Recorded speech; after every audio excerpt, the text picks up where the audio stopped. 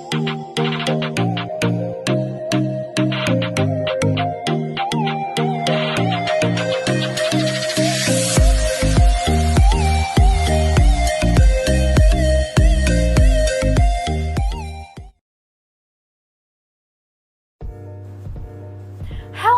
welcome back to my channel. Bagi kalian yang belum kenal sama saya, kenalin nama saya Rina Satya dan selamat datang di channel saya. Halo, hai, gimana nih kabar kalian sekarang? Semoga kalian sehat-sehat aja ya. Pasti harus sehat-sehat karena orang lagi puasa dan harus stay fit nih. Nah, di video kali ini sebenarnya video ini tuh aku buat untuk ujian tengah semester mata kuliah literasi digital. Sebelum aku masuk ke pembahasannya, aku bakal sentil dikit nih tentang literasi digital. Apalagi generasi milenial sekarang nih yang nggak bisa lepas dari yang namanya internet. Tapi sebenarnya nggak cuman generasi milenial aja nggak bisa terlepas dari internet. Tapi ada juga milenial rural di rumah, di sekolah, dan di tempat kerja pun pasti mereka nggak bisa yang namanya lepas dari internet atau terpaut dengan internet.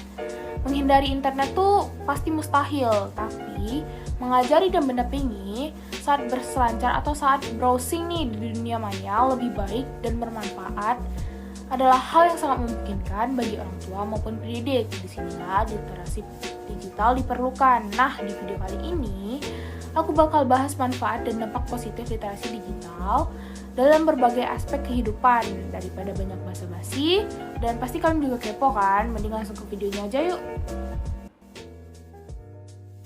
Manfaat dan dampak positif literasi digital dalam berbagai aspek kehidupan. Apa sih literasi digital itu? Literasi digital adalah pengetahuan dan kecakapan menggunakan media digital dalam menemukan, mengevolusi, menggunakan, membuat informasi, dan memanfaatkan secara sehat, bijak, cerdas, cermat, tepat, dan patuh hukum dalam rangka membina komunikasi dan interaksi dalam kehidupan sehari-hari.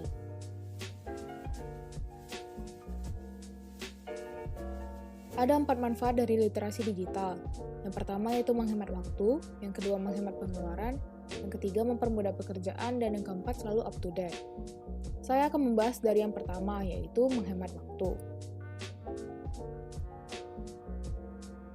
Nah, manfaat dari literasi digital ini yaitu bisa menghemat waktu kita. Misalkan kita diberi tugas oleh dosen maupun guru, kita bisa cepat mengetahui sumber-sumber informasi terpercaya yang dapat dijadikan referensi untuk keperluan tugas maupun pekerjaan lainnya.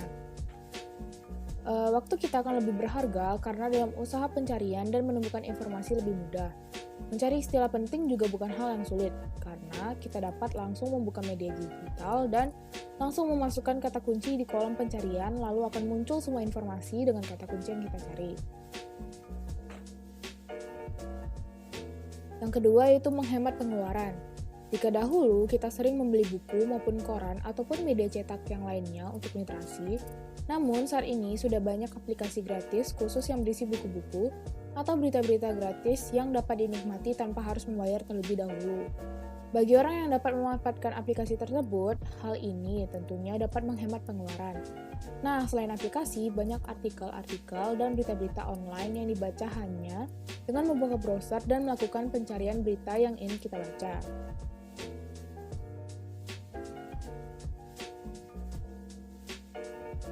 Kemudian, yang ketiga bisa mempermudah pekerjaan.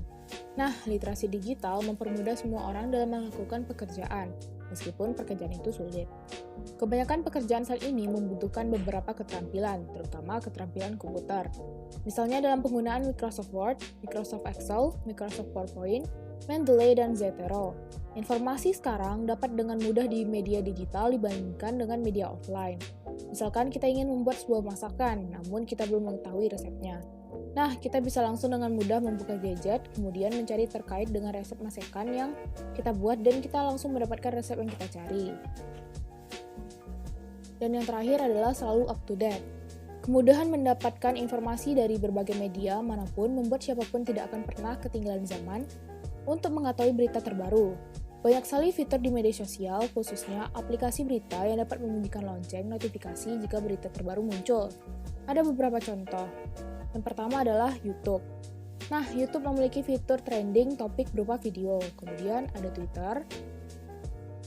Di Twitter ini memiliki trending topik, biasanya Twitter ini trending topiknya berupa tagar maupun keyword. Kemudian ada Babeh, yaitu aplikasi tempat membaca berita setiap hari. Kemudian ada Kompas.com. Kompas.com ini berupa web yang memberikan berita terkini yang dapat kita akses dimanapun dan kapanpun. Dan yang terakhir adalah CNN. CNN menyajikan berita seperti Kompas.com, tetapi pada CNN ini biasanya dalam lingkup yang lebih luas, yaitu lingkup internasional. Setelah mengetahui manfaat dari literasi digital, sekarang saya akan membahas dampak positif literasi digital. Dampak positif teknologi dan literasi digital terbagi atas 3 bidang. Yang pertama yaitu bidang sosial masyarakat, yang kedua yaitu di bidang pendidikan, dan yang ketiga ada bidang proses pembelajaran. Saya akan membahas satu persatu mulai dari bidang sosial masyarakat. Pada bidang ini ada 5 komponen. Yang pertama yaitu melek teknologi, yaitu kemampuan menggunakan teknologi untuk mengakses informasi dan hiburan. Kemudian kritis, yaitu kecakapan dalam berpikir kritis, menganalisis dan mengevaluasi data. Kemudian kreatif, yaitu mampu mengkomposisikan pesan dalam praktik yang kreatif. Kemudian berpikir etis, yaitu kemampuan untuk berefleksi dan berpikir etis. Kemudian aksi sosial. Nah, di sini kita harus berperan aktif dalam aksi-aksi sosial baik secara individu maupun kolaborasi dengan beberapa pihak.